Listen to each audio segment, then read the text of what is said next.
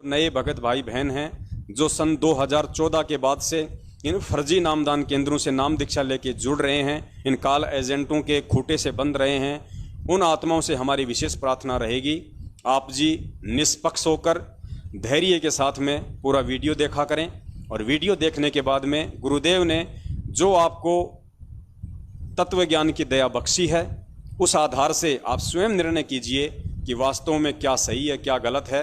संगत में से जो हमारे भगत भाई बहन हैं, कौन हमें गुरुदेव के ज्ञान आधार से सही मार्गदर्शित कर रहा है और कौन हमें गुरुदेव के वचन के खिलाफ रहनी करनी और भक्ति क्रियाएं करवाकर इस मार्ग से कोसों दूर करने की काल भगवान की प्रेरणा से कोशिश कर रहा है। तो पुण्यात्माओं, ऐसी एक कथा आज सोबरी ऋषि की है। इस कथा में 2-3 ऐसे पॉइंट हैं जो हमें अपने जीवन में अमल लाने चाहिए और लेके आने होंगे, तभी हम सही मायने में इन सत्संगों को अपने जीवन में उतार पाएंगे। तो सोबरी ऋषि की जो कथा है आप इसको सुनिए, बीच बीच में अगर आवश्यकता पड़ी तो परमात्मा दास को निमित्त बना के विश्लेषण करवाएंगे। एक सोबरी नामक ऋषि थे, सोबरी, और वो परमात्मा की तरफ में संत के पास गए। उस संत ने जैसी उसको तपस्या साधना बताई वो दृढ़ होकर लग गए। उन्होंने कहते हैं कि जल में खड़ा होकर के तपस्या की, बाल ब्रह्मचारी था, शादी भी नहीं कराई थी, और एक दरिया में जाकर के वहां तपस्या की बहुत दिनों तक, 10-12 वर्ष तक। थोड़ा सा आप जी को मैं पैरेलल ये बताता चलूँगा। गुरुदेव ने सोबरी ऋषि का जिक्र किया है कि एक सोबरी नाम का ऋषि था, शादी भी नहीं करवाई थी, परमात्मा को चाहने वाली आत्मा थी, और वो परमात्मा प्राप्ति के लिए जैसा भी उस समय लोगों को वेद पढ़ के ज्ञान होता था कि हमें कैसी साधना करनी चाहिए, उस हिसाब से वो एक नदी के किनारे जाके और पानी में खड़ा होके परमात्मा प्राप्ति के लिए अपनी तपस्या करने लग गया। सोबरी ऋषि की जगह पुण्यात्माओं आज आप और हमने अपने आप को वहाँ पे रख कर सोचना पड़ेगा। कहने का मतलब है सोबरी ऋषि कह लीजिए या चाहे आप और हम जितने भी भगत भाई बहन हैं वो कह लीजिए, आज आप और हम भी उस परमात्मा की प्राप्ति के लिए ही प्रयासरत हैं। तो देखिए आगे किस प्रकार वो सोबरी ऋषि जो परमात्मा की प्राप्ति के लिए निकला था, और आगे चल के उसी नदी में गुरुदेव कहते हैं कि एक मगरमच्छ रहता था। मगरमच्छ का पूरा परिवार था, उसके बहुत सारे छोटे छोटे उसके बच्चे थे, और मगरमच्छ जब दिन में धूप निकला करती थी तो नदी के किनारे आके अपने उन बच्चों के साथ में, जिसमें उनके पोते पोती बहुत सारे थे, उन सब के साथ वो खेला करता था। छोटे छोटे बच्चे उसके शरीर के ऊपर फुदक फुदक के खेला करते थे। सोबरी ऋषि भी उस क्रिया को देखने लग गया। पुण्यात्माओं, वो मगरमच्छ यहाँ पे सतलोक आश्रम मैनेजमेंट हरियाणा है। वो मगरमच्छ जो मस्तियाँ करता था, अय्यासियाँ करता था, बेखबर था, वो मगरमच्छ सतलोक आश्रम मैनेजमेंट हरियाणा और सोबरी ऋषि संगत, इन 2 चीज़ों को आप ध्यान रखना। सोबरी ऋषि को हमने यहाँ पे संगत समझना पड़ेगा जो भक्ति करने के लिए निकला था, और वो मगरमच्छ जो वहाँ पे मौज मस्ती कर रहा था, अटकेलियाँ कर रहा था अपने बाल बच्चों के साथ, अपने परिवार के साथ बेफिक्र होकर, वो मगरमच्छ है सतलोक आश्रम मैनेजमेंट हरियाणा। तो सोबरी ऋषि किस प्रकार उस मगरमच्छ की क्रियाओं को देखने लग गया अपनी भक्ति साधना को छोड़कर। जिस प्रकार आज संगत परमपिता परमेश्वर सतगुरु रामपाल जी महाराज जी ने जो अनमोल ज्ञान दिया, जो सत्संग सुनाए, जो 5 हमें यज्ञ बताए, यानी कंप्लीट हमें भक्ति का कोर्स उस परमपिता परमेश्वर ने दिया हुआ है, उसके बावजूद भी उस मगरमच्छ सतलोक आश्रम मैनेजमेंट हरियाणा की घटिया हरकतों को देख देख कर पिछले 7 साल से मंद बुद्धि भगत समाज ने, गुरुदेव ने जो क्रिया बताई थी, जो 5 यज्ञ बताए थे, भक्ति मार्ग के जो नियम और मर्यादा बताई थी कि क्या सही है क्या गलत है, उन सब को नज़रअंदाज करके इस मगरमच्छ रूपी सतलोक आश्रम मैनेजमेंट हरियाणा ने काल प्रेरणा से अपने बाल बच्चों के साथ में, बाल बच्चे यानी इनके चमचे, इनके चापलूस, कोऑर्डिनेटर, नामदान संचालक, गुरुजी के परिवार वाले, भाई बंधु, रिश्तेदार, जवाई, ये उस मगरमच्छ के बच्चे समझिए आप सारे। और वो मगरमच्छ है महेंद्र भगोड़ा। तो किस प्रकार बेचारी संगत गुरुजी के द्वारा निर्देशित जो भक्ति क्रियाएं थी, जो सावधानियां, जो फाउल पॉइंट थे, उनको नजरअंदाज करके उस मगरमच्छ महेंद्र भगोड़े और महेंद्र भगोड़े का जो परिवार है, नामदान संचालक, कोऑर्डिनेटर और जितने भी उनके रिश्तेदार हैं या जो बहुत बड़े भगत समझे जाते हैं, उन सब की क्रियाओं को संगत ज्यादा देखने लग गई। वो मगरमच्छ राजनीति की चाह रखता था, वो मगरमच्छ आरक्षणबाजी की चाह रखता था, उस मगरमच्छ को पैसा चाहिए था, वो कुपात्र था, उसको फिर भी ज्योति पाठ और दान का पैसा लेने की चाह उत्पन्न हुई। तो उस मगरमच्छ ने कुछ ऐसी क्रियाएं करनी उसने शुरू कर दी। और उसके बाद पुण्यात्मा उस संगत ने भी सोबरी ऋषि की तरह अपनी भक्ति साधनाओं को त्याग कर उस मगरमच्छ की क्रियाओं पे ज़्यादा ध्यान देने लग गई और इतनी आसक्त हो गई कि उसको इतना भी नहीं समझ में आया और ना वर्तमान में आ रहा है कि सही क्या है और गलत क्या है, मैं किस मार्ग पे चला था और आज मैं कहाँ पहुँच गया हूँ। तो अब इस कथा को आप जी सुनेंगे तो आपको अच्छे से समझ में आएगी। संगत, सोबरी ऋषि और मगरमच्छ, सतलोक आश्रम मैनेजमेंट हरियाणा। किस प्रकार ये सोबरी ऋषि उस मगरमच्छ और उसके परिवार को देखकर और अपनी भक्ति साधना को त्याग कर अंत में कितना पछताया, कितना रोया। आज वही हालत इस संगत की हो रही है, मगरमच्छ रूपी सतलोक आश्रम मैनेजमेंट हरियाणा वालों की मनमानी हरकतों को देखकर। तो ध्यान से सुनिए सत्संग, अब आपको अच्छे से समझ में आएगा।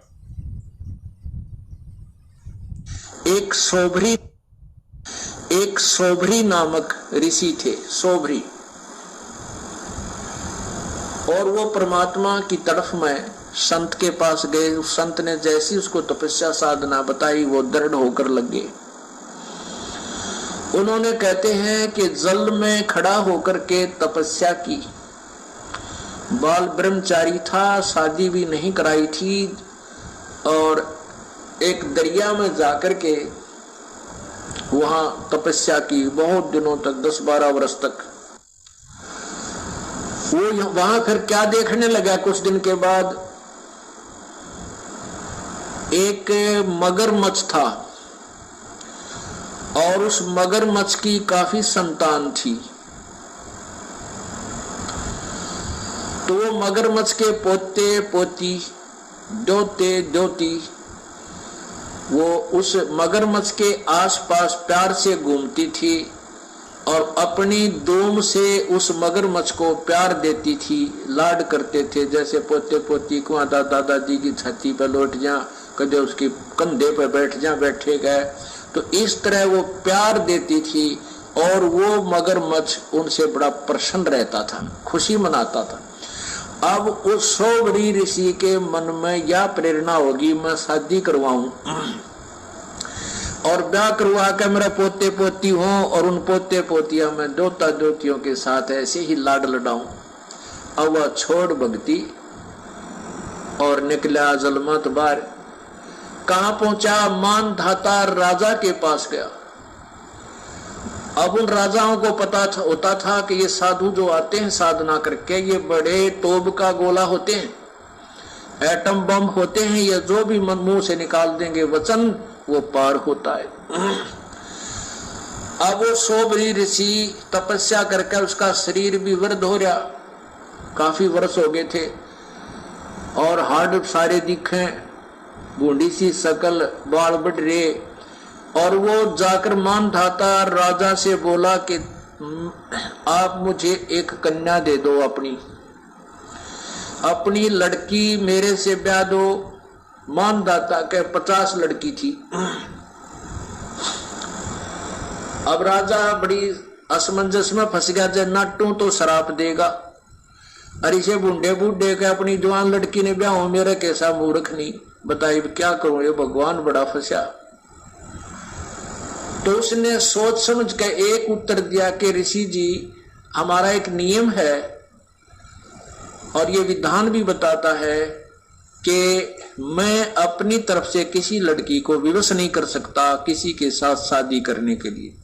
यदि किसी लड़की को विवश नहीं कर सकता किसी के साथ शादी करने के लिए। यदि वो लड़की स्वयं पसंद करे, कोई भी लड़की आपको पसंद करे तो मुझे ऐतराज नहीं। अब राजा ने बेरा था, इसे बूढ़े ने कौन लड़की पसंद करेगी? तो ऋषि बोला जी मुझे मंजूर है, मुझे मंजूर है, अगर ये आपकी कन्या मुझे पसंद करे तो मेरे से शादी कर लेगी। तो राजा बड़ा प्रसन्न हुआ, भाई ठीक है, कटा टंटा, लड़की को पसंद करेगी नहीं और यह बला टल जाएगी। उसने, क्योंकि उन लड़कियों को एक बड़े महल में रहती थी, वहां पर एक नपुंसक व्यक्ति जो हिजड़ा बोलते हैं, उनको ड्यूटी पर उनके गेट कीपर रखा जाता था। तो उसने उस नौकर को बुलाया राजा ने और कहा कि ऋषि जी को लड़कियों के महल में ले जाओ और ये जो भी लड़की इनको पसंद करेगी इसके साथ उसकी शादी कर दी जाएगी।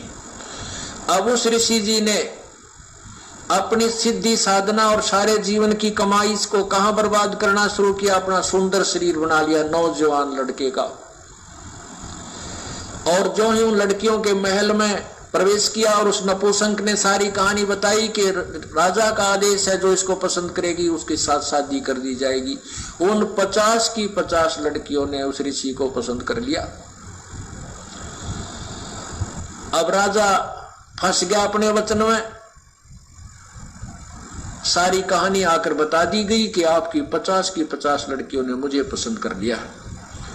इसकी गवाही सब लड़कियों ने भी दे दी कि हम इसे पसंद करती, क्योंकि सुंदर शरीर बना लिया उस ऋषि ने।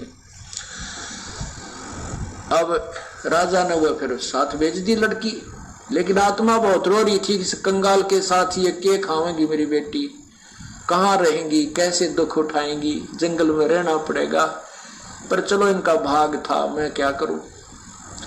अब उस ऋषि ने अपनी कमाई थे, देख काल का जाल है भगवान।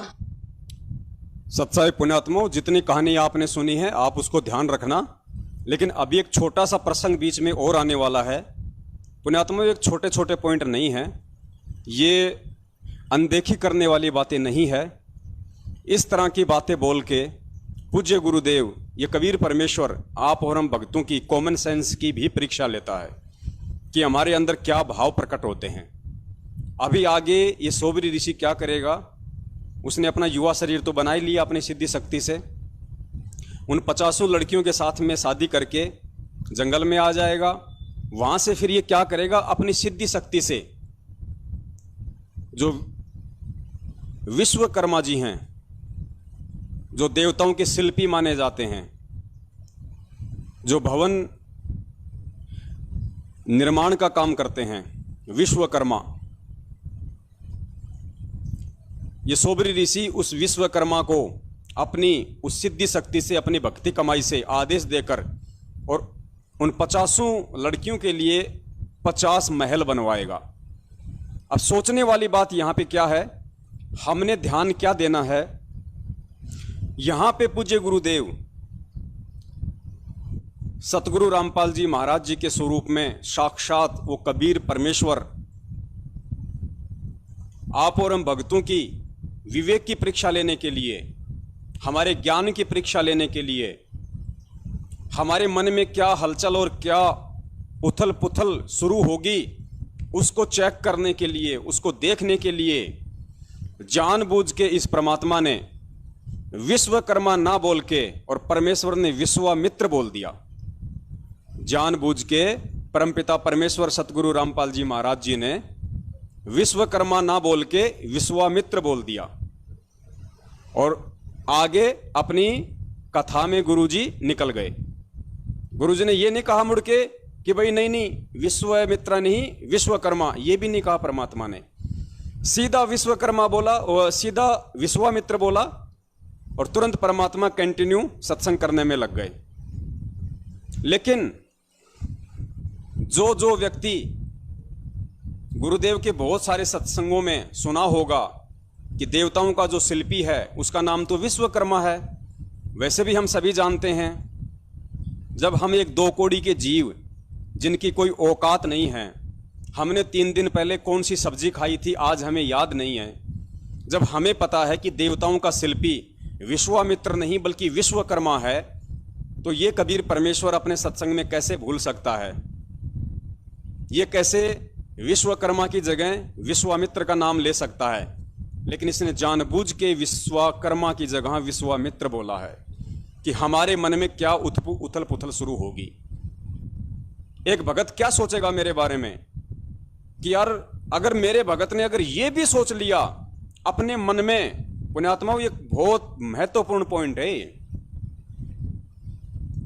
अगर भगत ने ये भी सोच लिया कि भाई गुरुजी भूल गए, तो भी हम मार खा जाएंगे भक्ति मार्ग में, क्योंकि परमेश्वर भूलता नहीं है। परमेश्वर हम भूले हुओं की बुद्धि की परीक्षा लेता है। अगर हमारे मन में यह भाव आ गया कि यार गुरुजी को इतना भी नहीं पता क्या कि वो विश्वामित्र था या फिर विश्वकर्मा था, अगर इतना भी हमारे मन में भाव आ गया, तो परमात्मा ने तुम्हारे अंदर वो भाव चेक करने के लिए ही तो ये शब्द बोले हैं, नालायक। ये परमेश्वर है जिसकी तू शरण में है, जिसकी तू भक्ति कर रहा है। ये दुनिया के प्रत्येक प्राणी का बायोडाटा का पूरा हिसाब किताब रखता है, उसमें चूक नहीं कर सकता। जब इंसान ने एक ऐसा कंप्यूटर बना दिया, वो कंप्यूटर हिसाब किताब में चूक नहीं कर सकता, चाहे कितना लंबा चौड़ा हिसाब किताब कर लो, जोड़ बाकी गुणा भाग कर लो। अरे कंप्यूटर को इंसान ने बनाया, और इंसान को किसने बनाया?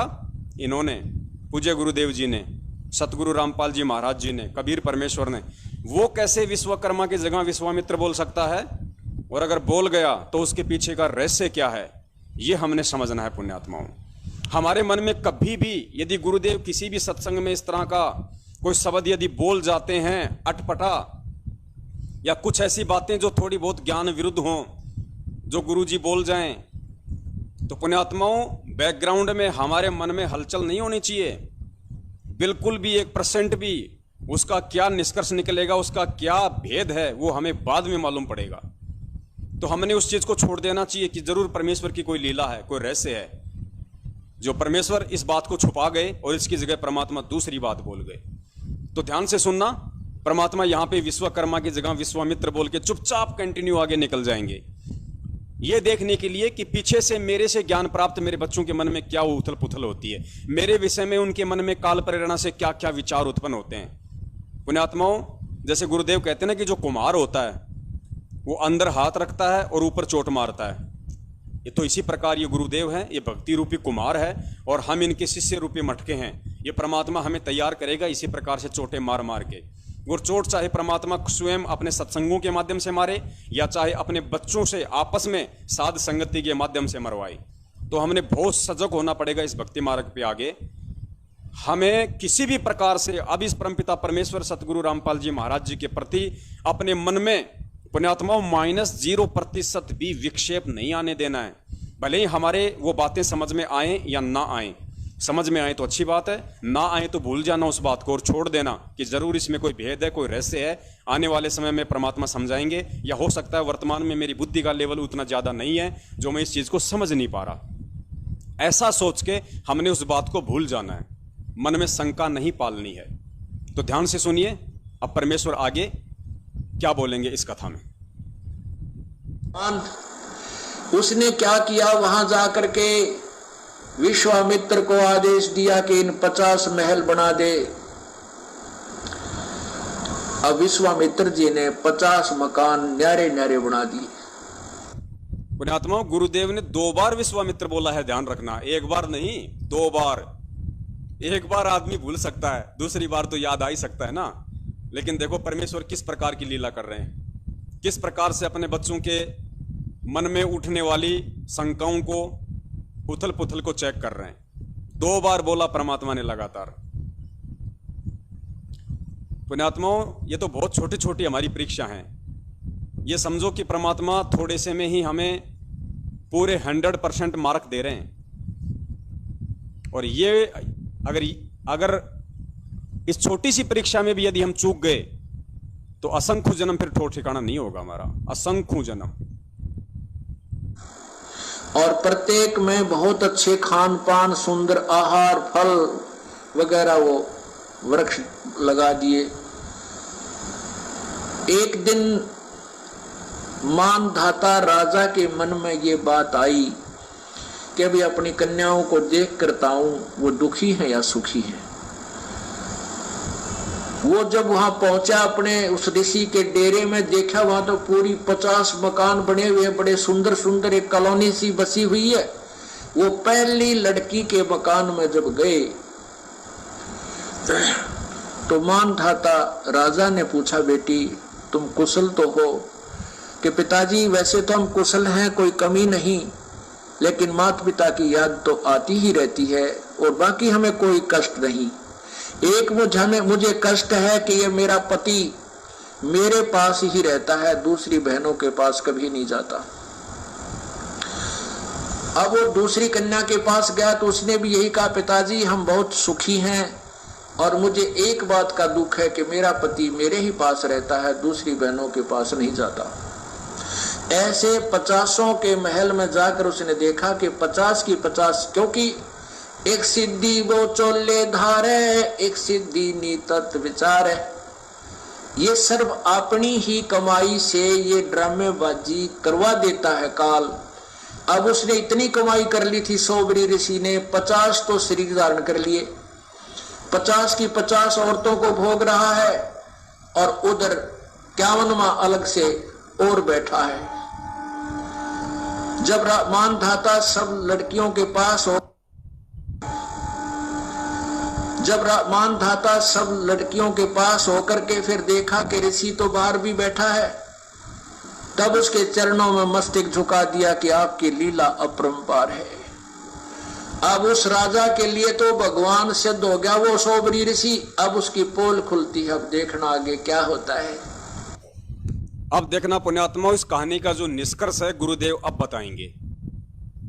और अभी तक तो ये जो संगत है, जो हमारे 70% भगत भाई बहन हैं, जो इस मगरमच्छ रूपी सतलोक आश्रम मैनेजमेंट हरियाणा के पीछे लग के अभी तक राजनीतियां कर रहे थे, कभी बीजेपी कभी कांग्रेस खेल रहे थे, आरक्षणबाजियों में शामिल हो रहे थे, जाटों के धरनों में शामिल हो रहे थे, आनंदपाल सिंह जैसे गुंडों की सीबीआई जांचों का समर्थन कर रहे थे, उनके लिए रोडों पे खड़े होकर रैलियां निकाल रहे थे।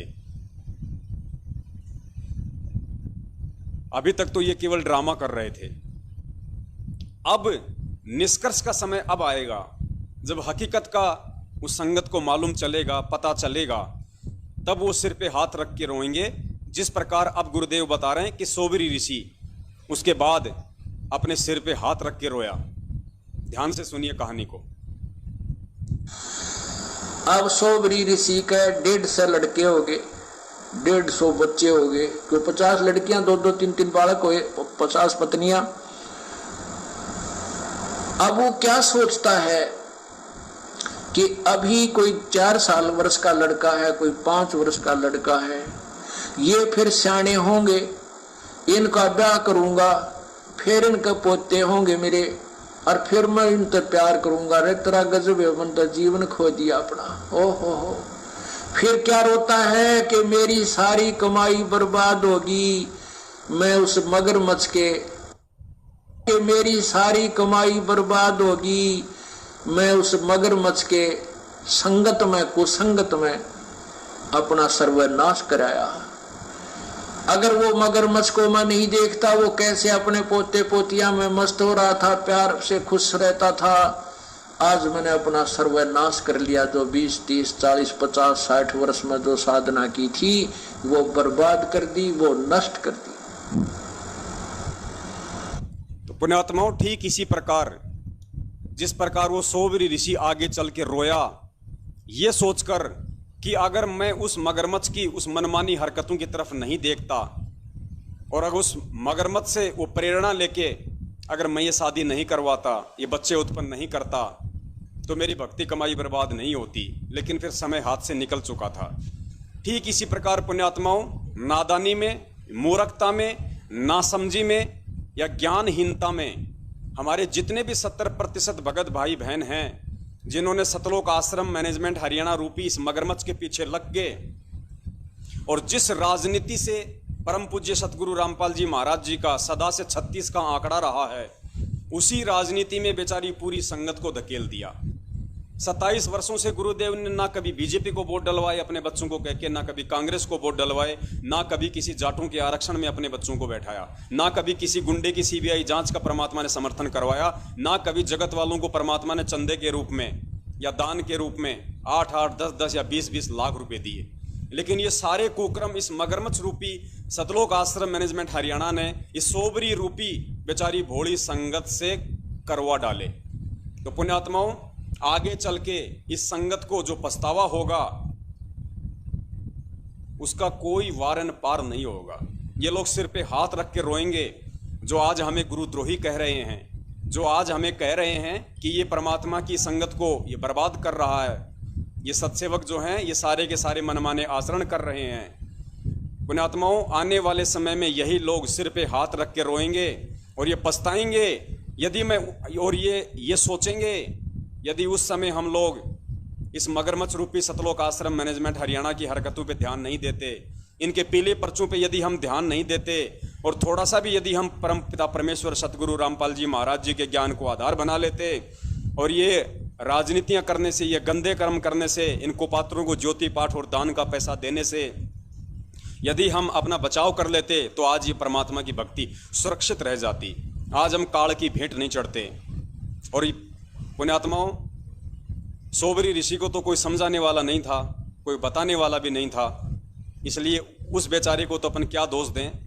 लेकिन इस लाखों की संगत को समझाने के लिए परमात्मा ने पासबुक के रूप में हम सत्सेवकों को पिछले 7 साल से खड़ा कर रखा है। लेकिन कहते हैं पुण्यात्माओं, नकल में भी अकल की जरूरत होती है। मंद बुद्धि आदमी चाहे सामने पासबुक क्यों ना रखी हो, वो उसमें नकल भी नहीं कर सकता।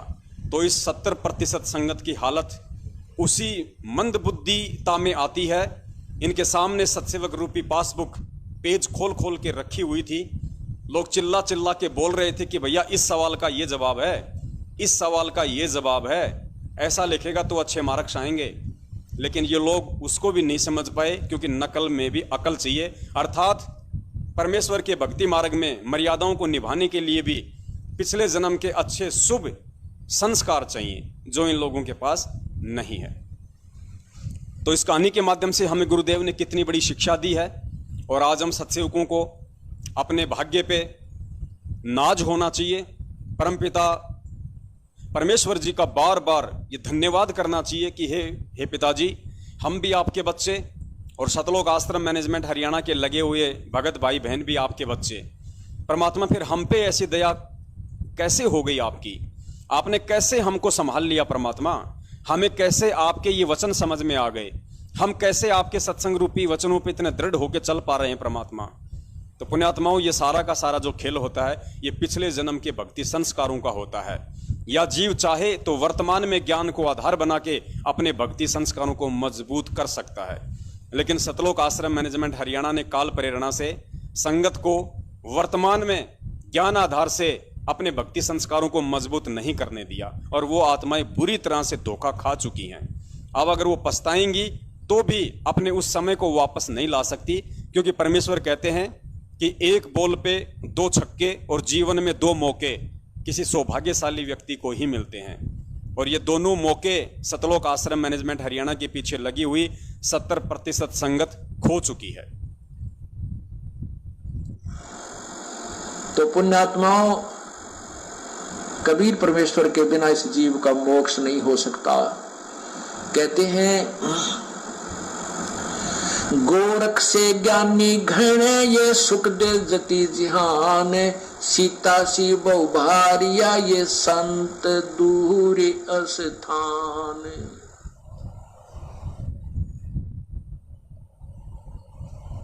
और भक्ति। तो पुण्यात्माओं, हमने किसी भी नकली या फर्जी सार शब्द के लालच में नहीं आना है। हमें परमपिता परमेश्वर ने यदि अपने रहते सहते प्रथम नाम भी दे दिया है और उसके बाद यदि बरवाला कांड हो गया और किसी भाई के पास यदि प्रथम नाम ही है, तो पुण्यात्माओं यकीन मानना, अगर वो भगत भाई बहन मर्यादा में रह के प्रथम नाम का भी जाप कर रहा है तो उसके लिए वो सार शब्द से कम नहीं है। क्योंकि यहाँ पे महत्वता नाम की नहीं है, इस भक्ति मार्ग में महत्वता है विश्वास की। कहे कबीर सुनो भाई साधो मैं तो हूँ विश्वास में। अगर नाम की महत्वता ज़्यादा होती तो पुण्यात्माओं विचार करो, सतगुरु रामपाल जी महाराज जी का जो कलयुगी भाई महेंद्र है, उनका जवाई है, उनका बेटा बेटी है, उनकी पत्नी है, उनके रिश्तेदार हैं, उन सभी को सार नाम तक मिला हुआ है जो भी गुरुदेव ने उनको दिया। इन सब को सार नाम मिला हुआ है। और सार नाम लेने के बाद भी आज इन लोगों की हालत एक भगोड़े की तरह हो रही है। पुलिस के आगे ये लोग छुपते फिर रहे हैं अपने बचाव के लिए। तो बताइए इनको कहाँ इस भगवान पे विश्वास रहा, कहाँ इनको इस भक्ति मार्ग पे विश्वास रहा। संत रामपाल जी महाराज जी का भगत जिसको ज्ञान हो, पहली बात तो वो ऐसा कोई घटिया कर्म वो करेगा नहीं कि पुलिस उसको बेवजह परेशान करे। फिर भी यदि ऐसे किसी भगत को पुलिस बेवजह परेशान करती है, कोई भी व्यक्ति यदि परेशान करता है इस तरीके से, तो पुण्यात्माओं वो भगोड़ा बन के नहीं घूम सकता, वो भगोड़ा बन के नहीं घूम सकता। वो अपना पक्ष वहां जाके रखेगा कोर्ट में, और वो अपने गुरुदेव पे विश्वास करेगा कि जीत हमेशा सत्य की होती है। जब बरवाला कांड के बाद में मेरे गुरुदेव नहीं भगे, जब मेरे गुरुदेव ने एक अच्छे नागरिक की भूमिका करते हुए जो प्रशासन है उसका सामना किया, कोर्ट की जो कार्यवाही है उसका सामना किया, और कोर्ट के द्वारा डबल आजीवन उम्र कैद की सजा सुनाने के बाद भी वो परमेश्वर यदि मुस्कुरा रहा है, तो हम भक्तों को उस परमात्मा से क्या शिक्षा मिलती है। अर्थात हर स्थिति में, हर परिस्थिति में, हर संकट की घड़ी में, चाहे कैसा ही संकट क्यों ना हो, हमें अपने पूज्य गुरुदेव जी पे अटल विश्वास होना चाहिए कि परमात्मा धरती पे प्रकट है, और यदि मैं सत्य हूँ, मैं सही हूँ, मैंने कोई गलत काम नहीं किया है, तो परमात्मा पल पल मेरी रक्षा करेगा। हो सकता है कुछ समय के लिए परमात्मा मेरे धैर्य की परीक्षा ले रहा है। तो इतना विश्वास एक भगत को हो जाता है यदि उसने परमपिता परमेश्वर से नाम दीक्षा लेके ज्ञान को आधार बनाया है तो। लेकिन यहाँ तो बिल्कुल उल्टा हो रहा है। 27 साल से ये महेंद्र कह रहा है कि मैं भगत हूँ, दादा गुरुदेव तक से मैंने नाम दीक्षा ली, उसके बाद संत रामपाल जी महाराज जी ने 1994 में मुझे प्रथम नाम दिया, फिर शतनाम दिया, फिर सारनाम दिया। 27 साल से ये भक्ति कर रहा है। दिन में 20 बार परमपिता परमेश्वर के सामने आता होगा, जाता होगा। दंडोत करते तो मैंने कभी इसको जिंदगी में नहीं देखा। जब तक मैं सतलोक आश्रम बरवाला में गया, दंडोत करते तो मैंने इसको कभी नहीं देखा। बैकग्राउंड में कभी किया हो तो मुझे पता नहीं। तो इतना परमात्मा के नजदीक रहने वाला, इतना परमेश्वर को जानने वाला, पहचानने वाला, सारे मंत्र लेने वाला, और पुण्यात्मा भगोड़ा बन के घूम रहा है। भक्ति और भगवान के नाम पे वो कलंक है। संत रामपाल जी महाराज जी का भगत होके, और विशेषकर उनका भाई होके, और जो भगोड़ा बन के घूम रहा है, वो व्यक्ति भगत के नाम पे कलंक है। तो सोचो पुण्यात्माओं, इस भक्ति मार्ग में महत्वता फिर किस चीज की है? मंत्र की है या फिर विश्वास की है? तो ये साबित होता है कि परमपिता परमेश्वर सतगुरु रामपाल जी महाराज जी के सत भक्ति मार्ग में इंपॉर्टेंट ज्यादा विश्वास की है। और परमेश्वर की वाणी भी है कि कहे कबीर सुनो भाई साधो मैं तो हूं विश्वास में। ये कभी नहीं कहा परमात्मा ने कि कहे कबीर सुनो भाई साधो मैं तो हूं सतनाम में, या मैं तो हूं सारनाम में, या मैं तो हूं सार शब्द में। क्योंकि ये सतनाम हो, चाहे सारनाम हो, चाहे सार शब्द हो, ये भी अपना पूरा काम उसी समय करेगा जब भगत मर्यादित हो और एक भगत विश्वासी हो, और जो अपने गुरु को परमात्मा हृदय से मान चुका हो। तभी ये मंत्र काम करेंगे, चाहे प्रथम मंत्र हो, चाहे सतनाम हो, चाहे सारनाम हो।